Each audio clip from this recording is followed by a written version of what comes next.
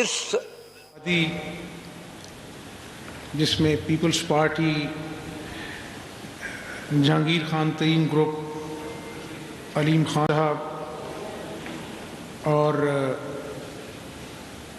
ہمارے آزاد اراکین بلال وڑائچ صاحب، معاویہ صاحب، قاسم لنگا صاحب، جگنو محسن صاحبہ، ان کا بھی میں مشکور ہوں. اور یہاں پر میں وزارت خزانہ، PND، وزارت قانون اور ان سے ملحقہ افسران، ان کو بھی مبارکباد کی پیش کرتا ہوں اور ان کا شکریہ ادا کرتا ہوں.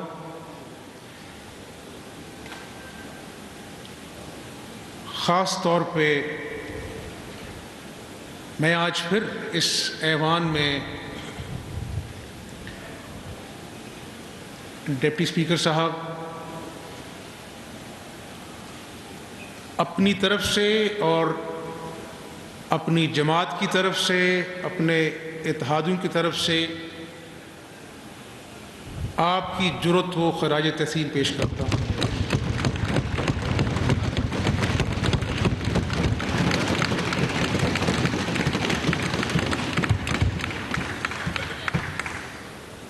میں بطور سیاسی کارکن یہ سمجھتا ہوں کہ پچھلے 3 ماہ میں جو صوبے میں آئینی حوالے سے اتار چڑھاؤ آئے، سیاسی حوالے سے شاید کبھی پنجاب کی تاریخ میں اور پاکستان کی تاریخ میں اور بلکہ اقوام عالم میں 3 مہینے میں جو کانسٹیٹیوشنل کرائسس، آئینی حوالے سے جو دشواریاں پیش آئیں، شاید وہ اس کی نظیر ڈھونڈنا مشکل ہے. میں جہاں پر یہ بات کر رہا ہوں، میں یہ بات کیوں کہہ رہا ہوں؟ شاید ہی کوئی تاریخ کا واقعہ ہوگا جہاں پر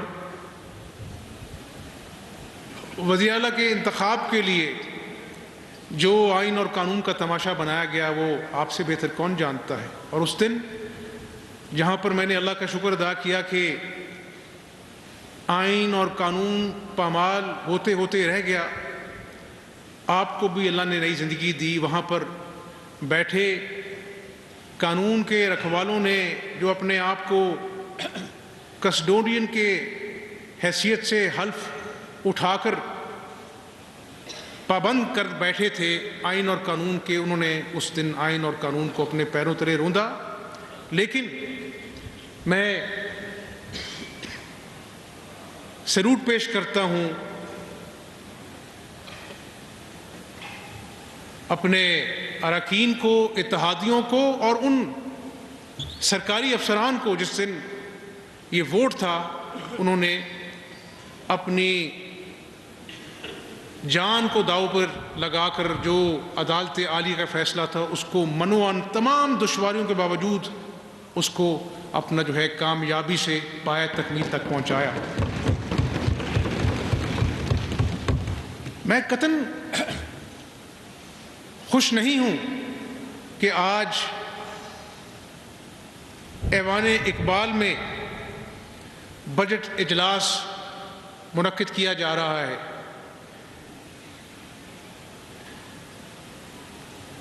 میری کوئی انا نہیں ہے اسپیکر صاحب، جب 12 کروڑ صوبے کی مفاد عامہ کے حوالے سے اور بالخصوص بجٹ کے حوالے سے ہو، 48 گھنٹے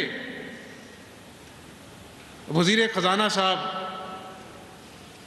پنجاب کی ساری انتظامیہ، میرے معزز جماعت کے اراکین، اتحادی اور بالخصوص عوام اس بات کا انتظار کرتے رہے کہ کب مذاکرات کامیاب ہوں گے اور بجٹ پیش ہوگا۔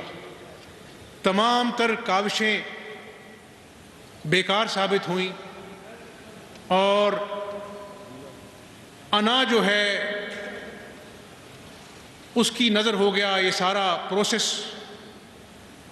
اسپیکر صاحب، یہ ایکسچیکر کا پیسہ ہے، عوام کا پیسہ ہے، ایک گھنٹہ جو ہے وہ لاکھوں روپے اس کی قیمت ہے جب آپ اجلاس بلاتے ہیں، لیکن ہٹ درمی، انا، ضد اتنی بڑھ گئی کہ نہ آئین دیکھا گیا، نہ 12 کروڑ صوبے کی عوام کا مفاد دیکھا گیا۔ لیکن آج میں یہ ضرور کہوں گا اس معزز ایوان میں کہ ہم نے 3 مہینے غیر آئینی ہتھ کنڈوں کا مقابلہ اللہ کے فضل سے کیا، لیکن ہم نے جو مقابلہ کیا ہم نے تمام چیزیں جو ہیں وہ آئین اور قانون کے مطابق کی۔ اور آج مجھے ضرور یہ کہنے دیجئے، عزت تو اس رب کی ہے، رب ذوالجلال کی ہے، ہم تو خاکی ہیں، خاک میں مل جانا ہے۔ میں خود چلا گیا، میں نے کہا کہ اگر اسپیکر صاحب کو میری اتنی یاد ستا رہی ہے، میں حاضر ہو گیا، بیٹھ گیا وہاں پر جا کر۔ طے ہوا تھا کہ جب قائد ایوان آ جائے گا تو ہم بجٹ سپیچ ہونے دیں گے۔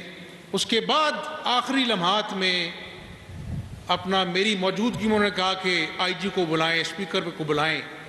میں بات اپنی یہاں پر ختم کر رہا ہوں کیونکہ میرے پاس اور بہت کچھ کہنے کو ہے، لیکن عوام کو یہ ضرور بیک گراؤنڈ بتانا چاہتا تھا کہ آج کس وجہ سے ایک اسمبلی کے ہوتے ہوئے ہم آج بجٹ کا اجلاس جو ہے وہ ایوان اقبال میں منعقد کرنے پر مجبور ہیں۔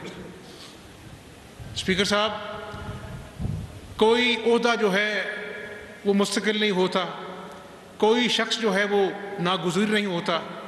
اس ملک کو اللہ تعالیٰ انشاءاللہ تا وقت قیامت قائم و دائم رکھے اور ہم سب کو توفیق دے کہ ہم اس ملک کی مخلوق کی خدمت کر کر اس عوام کا بھلا کر سکیں۔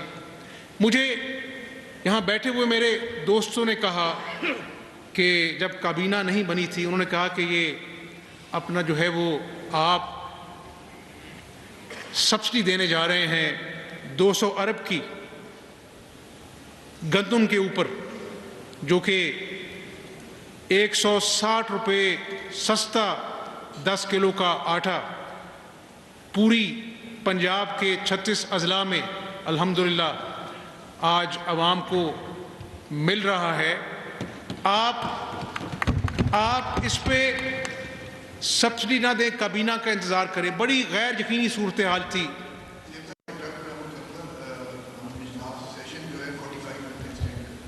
جی ڈپٹی اسپیکر صاحب، بڑی غیر یقینی صورتحال تھی اور کابینہ معرض وجود میں نہیں تھی۔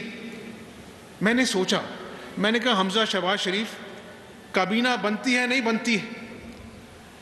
عوام 74 سال میں کبھی اتنی تکلیف میں مبتلا نہیں ہو جتنی آج ہیں۔ تو میں نے کہا یا کچھ جھوٹے مقدمے تم پر بنیں گے اس کی فکر کر لو، یا پھر قیامت والے دن اللہ پوچھے گا کہ جب مخلوق بھوکی تھی، تنگ تھی مہنگائی سے، تو تم نے اس وقت کیا قدم اٹھایا۔ تو اسپیکر صاحب، میں نے اپنے دل کی آواز سنی۔ میں بڑا ناچیز انسان ہوں، اللہ نے مدد کی اور ہم نے یہ قدم اٹھایا۔ بتانا میں یہ چاہ رہا ہوں اس ایوان کو کہ میں نے اپنا معاملہ اللہ پر چھوڑا اور ہم نے 200 ارب کی سبسڈی کا فیصلہ کا بھی قدم اٹھایا۔ بتانا میں یہ چاہ رہا ہوں اس ایوان کو کہ میں نے اپنا معاملہ اللہ پر چھوڑا اور ہم نے 200 ارب کی سبسڈی کا فیصلہ کابینہ کے بعد کیا. اس کے بعد اللہ کے فضل سے کابینہ بھی بن گئی, بجٹ اجلاس بھی پائے تکمیل تک کامیابی سے پہنچ گیا, گورنر بھی آ گیا. تو میں سمجھتا ہوں کہ جب اللہ کی مخلوق کی نیت سے آپ کام کرتے ہیں تو اللہ تعالیٰ راستے بناتا ہے. اسپیکر صاحب, آج مجھے کسی کی ہٹ درمی, کسی کی انا, مجھے اس کی پرواہ نہیں ہے. اگر آج اس ملک میں کوئی خونی انقلاب کی بات کر رہا ہے, سیاسی اپنا جو ہے تحریکیں چلانا, لانگ مارچ کرنا, اس ملک میں تاریخ جو ہے بھری پڑی ہے. لیکن کہاں پر لکھا ہے, کہاں پر دیکھا گیا ہے کہ آپ پاکستان کی 2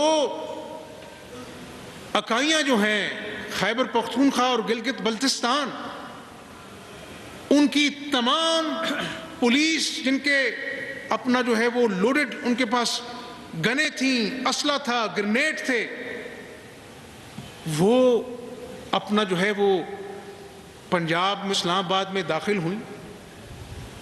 ہم نے اس دن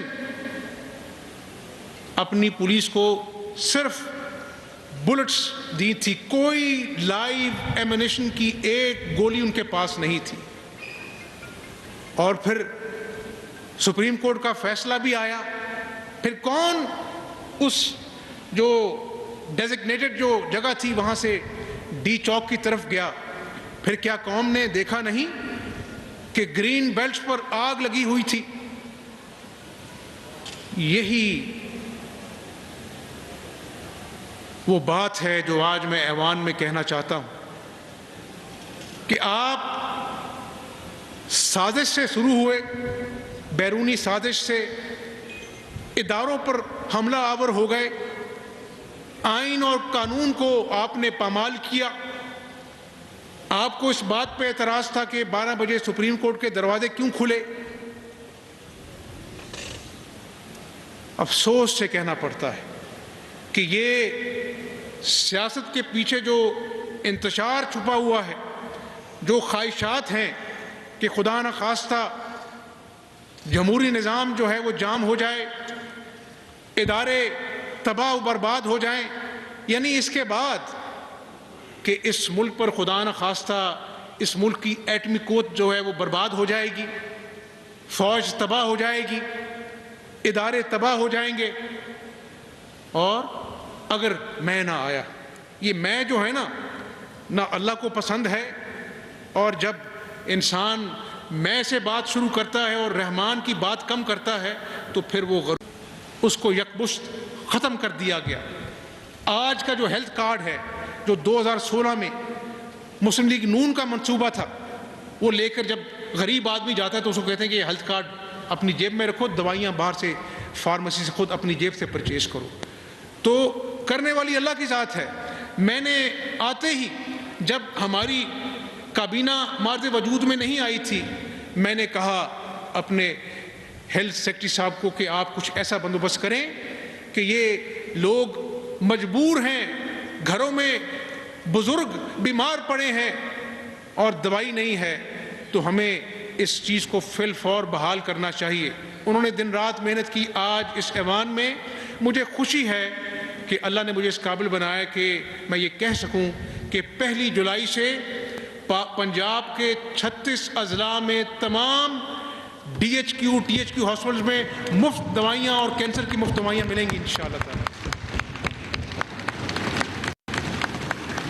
ہیلتھ کارڈ کے حوالے سے لوگ مجھے پوچھتے ہیں کہ وزیر اعلیٰ صاحب آپ کیا کر رہے ہیں؟ ہیلتھ کارڈ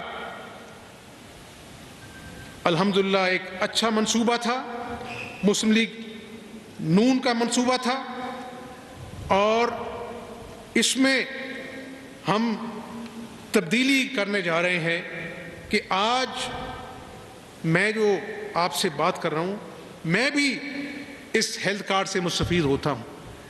یعنی یہاں بیٹھے وہ جو سارے لوگ ہیں, ممبران جو ہیں, وہ بھی ہیلتھ کارڈ سے مستفید ہوتے ہیں. تو آج کے دور میں جب 2 وقت کی روٹی پوری کرنا مشکل ہے تو ہمیں کیا ضرورت ہے اس چیز کی؟ تو میں آج اس ایوان میں اعلان کرتا ہوں کہ میں اپنے آپ سے شروع کروں گا. ہم جو لوگ اس بات کی استطاعت نہیں رکھتے، جن کے بچے آج کینسر کے مریض ہیں، جن کے بچوں کے آج بیماری جو ہے وہ گھر میں فاقق جو ہے وہ ان کا باعث بن رہی ہے، ہم اپنی یہ سہولیات کو ان بچوں کے لیے وقف کریں گے. ہم ہیلتھ کارڈ میں